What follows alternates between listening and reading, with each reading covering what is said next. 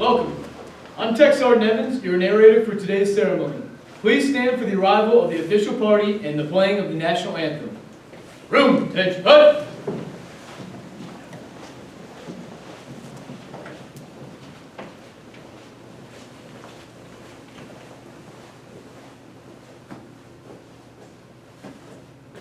Post. Oh, say can you see by the dawn's early light what so proudly we hailed at the twilight's last gleaming, whose broad stripes and bright stars through the perilous fight o'er the ramparts we watched were so gallantly streaming, and the rocket's red glare, the bombs bursting in air, gave proof through the night that our flag was still there.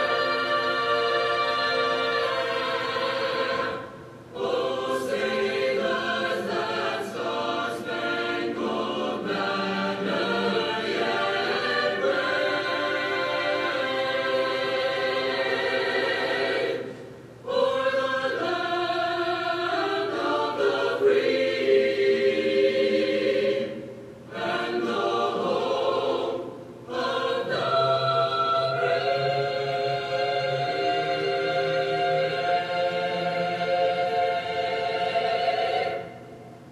Post. Eddie. Please be seated. I would like to introduce the members of the official party, starting with the commander of the 368th Training Squadron, Lieutenant Colonel Carlson. The senior enlisted leader of the 368th Training Squadron, Chief Master Sergeant McCord. And our first sergeant for the 368th Training Squadron, Senior Master Sergeant Height. We also want to take the time for our students to introduce any family and friends that are present for today's graduation. Those supporting me today is my mother, Beth Ann, my stepfather, Brent, and my little brother, Alex. Thank you.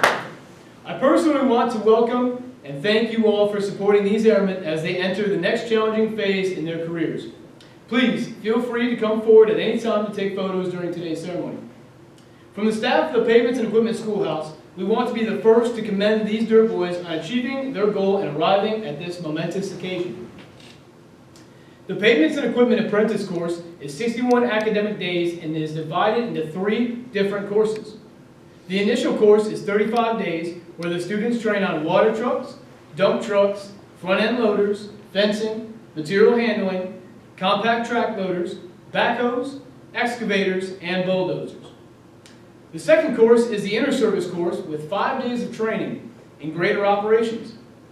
Finally, the last course is the awarding course and is 21 days. These students train on multi-purpose sweeper operations, wartime contingency operations, and finally, asphalt and concrete pavement construction. Each student receives 28 Community College of the Air Force credits upon graduation, which are applied towards an Associate of Applied Science in Construction Technology. Today, these airmen graduate and earn the right to wear the Civil Engineer Occupational Badge and the Dirt Duty Identifier Patch. To understand how important it is, it's important to capture what it means to be a Dirt Boy. To further explain, Airman Basic Daily will now recite the heart of a Dirt Boy. The heart of a Dirt Boy. It's a quality of mind, a mental resolve, an attitude that turns a person beyond the normal and the mediocre to accomplish great things in all works of life. Perhaps the most important difference between the heart of a Dirt Boy and a mediocre person is one who gives up and one who doesn't. It's the quality of mind that defines us. No matter what the situation is, we have the ability to grit our teeth and keep going. We don't quit, we refuse to give up. It's a quality of spirit that refuses to be beaten, a resolve in the mind to go on. No matter what happens, we dare to believe the impossible. We hurt but keep on going. If we want to be great in our careers or in life, we've got to have an inner motivation, something to drive us. I call it desire. We have a fighting heart, a fighting spirit, the kind of attitude that can meet obstacles and difficulties and rise above them. You can go through the motions if that's the kind of person you are, but remember that we can smell it and weed the weak out. Take pride in the things you do. The job might be bold, but it has to be done. Always remember, Dirt Boys paved the way. Deal with it. Thank you, Airman Basic Daily. To fully understand this group of Dirt Boys, I feel it's important to capture their time and their experiences here at Fort Leonard Wood. I would like to invite A1C Osinski to come forward and tell everyone the story of Class 23011. Good morning. I volunteered to provide an insight on the journey that this class underwent to get to this moment. While reflecting on what to say and pondering all we went through, it dawned on me how truly incredible it is that such different individuals from all different backgrounds were able to grow together and have success here at Tech School. In our class of 7, we have both old and young, vastly different life experiences, members from Las Vegas all the way to Puerto Rico. Most coming straight from basic military training, and yet one break from training, and one TDY. Our class is the shining example of what individuals from different walks of life can accomplish when you bring those different experiences to the table. Learn from each other, and truly work together to accomplish any task. Our class is also the shining example of actions speak louder than words, as our class was consistently reminded that we are quiet and do not talk enough. So because of that, I felt now would be a great time to shed a light on who each one of these individuals are, since we were so great at keeping to ourselves at school. Sanchez, our class leader, one of the hardest working women I've ever met. She did an amazing job at keeping the class together and on point throughout school. A mother through and through, she brought her life experience to the table and was a great guide and mentor for the younger airmen. Daly, a bright young mind. Even though I am begrudgingly a decade older, he still had plenty of knowledge and life experience to provide me. Extremely intelligent individual and has a chance to truly succeed and go far in his military career. His potential is limitless, and he quickly became a good friend of mine. Behan somehow could step into any piece of heavy equipment and operate it like she's been doing it for years, and yet always compared each equipment to a tractor back home. Steadfast and strong, she is someone that can always be leaned on to get the job done. Nieves, a true carefree spirit, reliable, and most likely the best operator in the class. He is a true example on how even in a strict military environment you can still be yourself. Cared immensely over even the smallest details, he also has the strongest study habits of anyone I ever met. Gilliam probably had the greatest growth of anyone here, worked hard, wanted success visibly, and as he continuously pointed out, is the fun one of the group.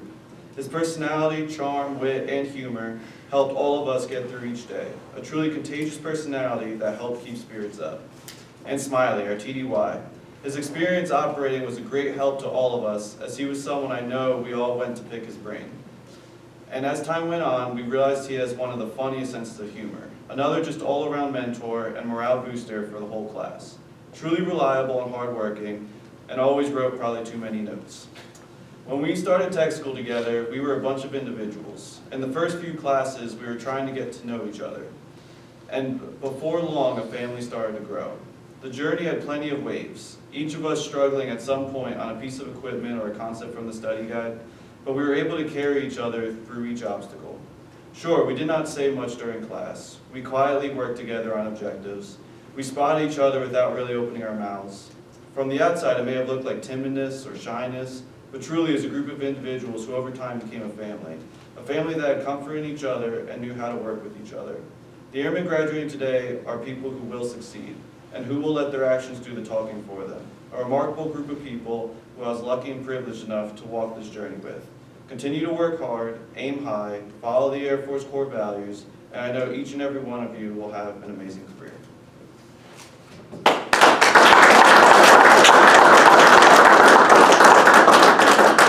Thank you, Airman First Class Osinski. Today's the day. You guys made it. They made it all the way to Block 10, which is the last block, and of course it is 13 days long. Now we always save the best for last, and of course it's probably one of the hardest blocks we have out there. I had the opportunity to get this class back in the right in the beginning of March, and they're not wrong. When Airman Osinski said that they were the quietest, it is probably the quietest class I think I've had the pleasure of teaching over the past 3 years. But I tell you what, he also said family throughout this entire time in his speech. That is exactly what they are. Because when they're quiet together. Now, they did work hard, and I'll tell you what, I like to think that I teach them a lot more than what is told, you know, when I'm out there instructing and teaching about the Dirt Boy career field. There's a couple other things that I've been able to tell them and teach them about pavements beyond our career field. It's that always to have pride and always to have passion in what you do. And I think all 7 of them, they're not as quiet as you actually think they are, even though they sound like it. Once you kind of kick them a couple times and get to know them, even make a couple practical jokes, they start to really come out of the shell and they show you exactly what they're made of. I'm proud of all of you, and I think you guys will be a great addition to the career field. I promise you I'll see you guys on the outside. Now, it's finally time to welcome these students into our civil engineer family with the tacking on of our duty identifier dirt patch by Chief Master Sergeant McCord and the presentation of diplomas by Lieutenant Colonel Carlson. Class 23011, prepare to graduate.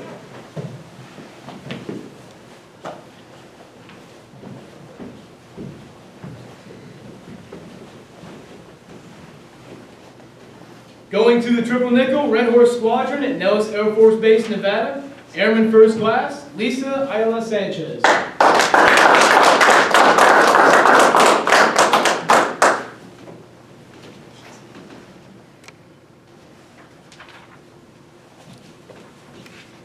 Going to the 773rd Civil Engineer Squadron at Joint Base Elmendorf Richardson, Airman Basic Emily Behan.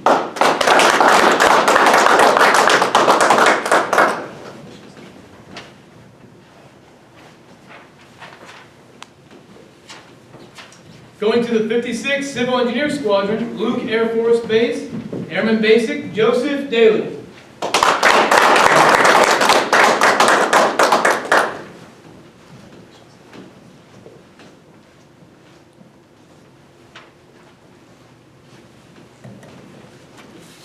Going to the 354th Civil Engineer Squadron, Eielson Air Force Base, Alaska, Airman Basic DeAndrew Gilliam.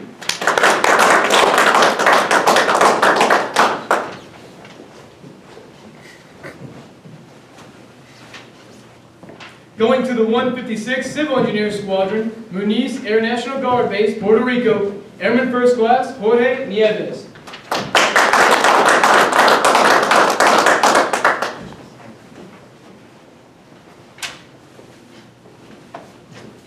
Going to the 201st Red Horse Squadron, Biddle Air National Guard Base, Pennsylvania, Airman First Class Joseph Osinski.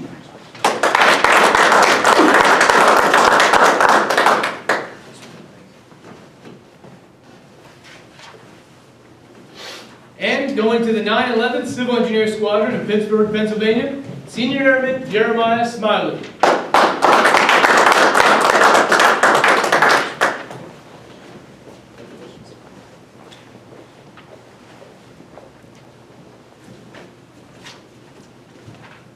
Congratulations, Dirt Boys. Let's give this group one more round of applause.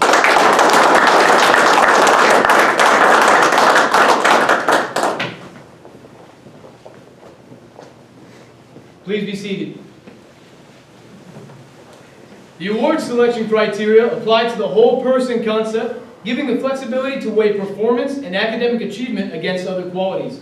For example, we consider overall professional attributes such as leadership and followership, conduct, bearing, behavior, attitude, oral and written communication skills, problem-solving abilities, adaptability, and faculty and staff recommendations.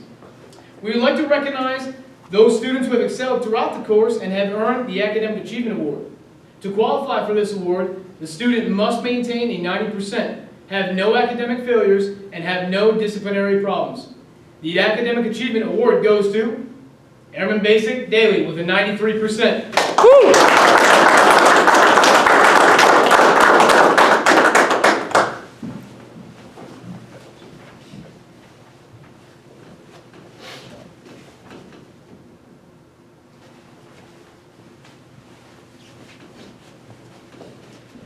We would also like to recognize one student who has excelled throughout this course and has earned the Distinguished Graduate Award. To qualify for this award, the student must maintain a 94% or higher GPA, have no academic failures, and have no disciplinary problems. The Distinguished Graduate Award goes to Airman First Class Joseph Osinski with a 96%.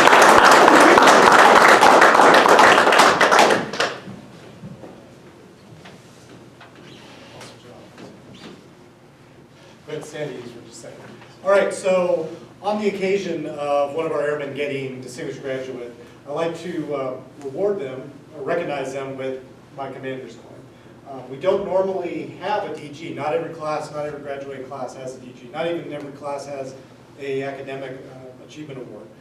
But maybe 20% of our classes actually do have a DG, and I have the privilege to recognize those individuals. So before I do that, though, I like to talk, especially for our family members in the crowd and our new graduates, talk a little bit about the history behind the challenge coin and the significance that it holds in our Air Force. So the tradition dates back to World War I aviators flying for the Army Air Corps. And legend has it that an American pilot got shot down over France during World War I, but he was captured by the Germans. And they took every last possession of his except for the medallion that he kept that had the unit, the flying squadron that he was a part of. So he managed to escape from his German captors and then went on to be captured by the French, who didn't know who this guy was. He didn't speak French, he did speak German, but they thought he might be a spy. So they were going to execute him until they found his coin and realized that it had a symbol of the American Airmen or the American Army Air Corps. So at that point, they gave him wine and food and sent him on his way. And so he made it back to American lines, told his story. It became a tradition for our Air Force units to have a coin that showed our allegiance to a certain cause and to our Air Force and to each other. And so it became what was called a challenge coin. They would challenge each other to see if they had their coin on them. And that became an opportunity for commanders to have their own coin as well, to recognize moments of excellence and outstanding performance. So I can't think of a better opportunity than on the achievement distinguished graduate to give you one of my commander's coins.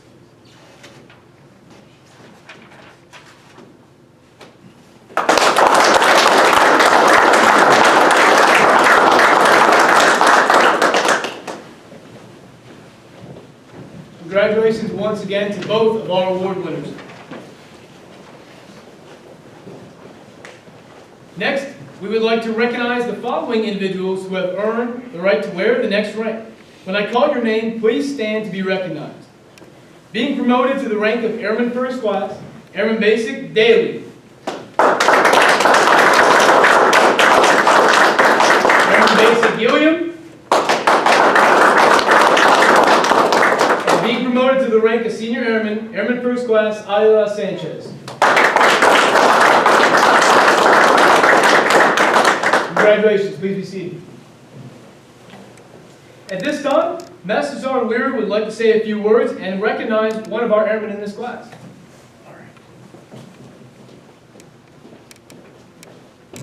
Good afternoon. So I'm the lead military training leader here, and we manage the Airman Leader Program. You'll see multiple airmen over there. We have a green rope and a red rope in this class. Red rope is the highest rope that you can get as an airman leader. So every now and then we have airmen that come through that go above and beyond even what we ask for the airman leaders. This airman in particular really took the time to make sure that the program, when he turns it over because he is leaving, that it is in good hands. Watching him stay late and just make sure that this program keeps going the way it should is really impressive and not something that we normally see from airman leaders. Don't get me wrong, we have a lot that do really well, but it's rare to see someone go above and beyond like this. So Airman Osinski, please come to the stage. We don't give these out very often, and I'm glad that the commander already went through the whole coin spiel there. So this is a big deal, and you earned it.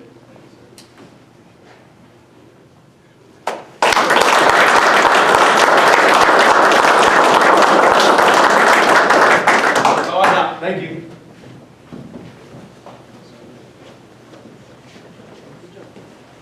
I will now turn the floor over to Lieutenant Colonel Carlson for any words of inspiration he may have. All right, good afternoon at this point. Thanks for coming out today, and a special thanks to the family members who came out, because I think all of us who wear the uniform know that without the continued support of our families, it's really difficult for us to be where we're at today. And whether it's a 4-year enlistment or a 20 or 30-year career, the one thing that does remain consistent is that support we get from our families, because you'll all be there once we're done with the Air Force, whereas the Air Force isn't going to be there for us when we end our time. So thank you so much for coming here today. And we were happy to hold the ceremony to make sure that you were here. I know this is a big base, and I've been here 9 months. I'm still trying to find my way around. So we didn't want to start without you all, because it is such an important milestone in your airman's career. So moving on to our graduates, what I have to say for you is congratulations. But don't think this is the end, because this is only the beginning. Yes, you completed your BMT, you completed tech school, you have that foundational knowledge now to be successful Dirt Boys in this Air Force. But what we need you to do is continue to grow on that knowledge, continue to expand on that.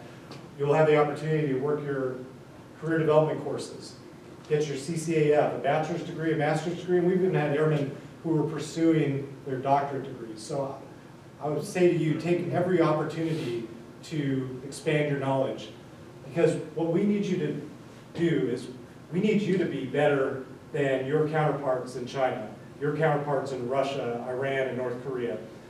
We cannot find ourselves becoming complacent and thinking we're better. We actually have to be better. And we do that through the Air Force being a learning organization. We learn from our mistakes, but then we take every opportunity we can to enhance our knowledge and our understanding of our career field and what we can do as airmen to make the team better and make this Air Force better. There's a lot of challenges that this nation is facing. I was told in a recent kind of situational brief about the chances of us going to war with China, that any war with China is only going to last about 14 days, between whether we run out of our capability or China runs out of their capability. It's going to be 14 days or less. So when we go to a high-end fight with a competitor like China, we need to go already knowing how to do our job, and we have to fight with what we've got. And you all are coming in with a fresh perspective on this career field. You have skills that the chief, the first sergeant, and I never had coming in to the Air Force. You will all be the ones solving some of the toughest challenges that our Air Force has. And I encourage you to not look at that as necessarily a challenge, but look at that as an opportunity to continue to better yourselves and better your organization, because we're going to need you if it comes time to defend our country and defend our freedom. No matter where you're going, whatever base you're going to, remember to bloom where you're planted. Maybe some of the jobs aren't going to be that glamorous. Maybe the location isn't where you want to go, but make the most of it. Come to work with a desire to excel, and don't fear those challenges, because that's what's going to define you as a person. And those promotions, those other opportunities that you're looking forward to in your career, those will come naturally when you come with a great attitude and just are ready to perform. So I look forward to having the opportunity to serve beside each and every one of you in the Operational Air Force, and I wish you the best of luck. Thank you.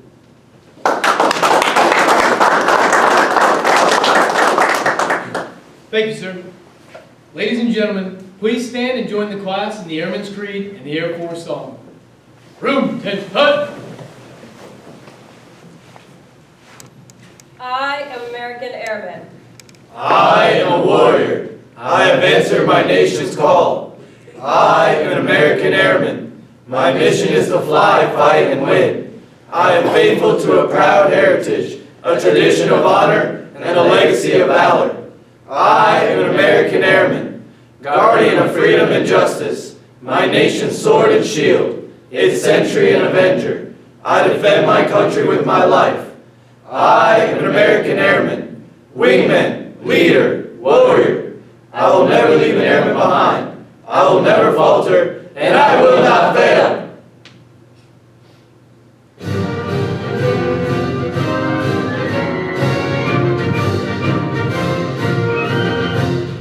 Off we go into the wild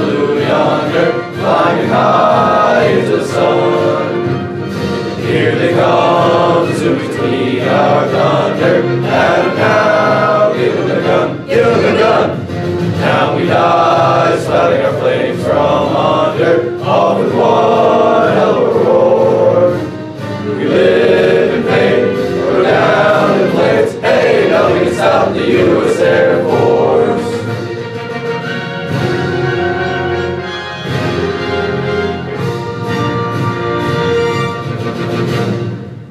Thanks. This concludes our graduation ceremony. We invite everyone to stay and congratulate today's graduates, beginning with Lieutenant Colonel Carlson, Chief Master Sergeant McCord, Senior Master Sergeant Height, instructors, and family. Thank you.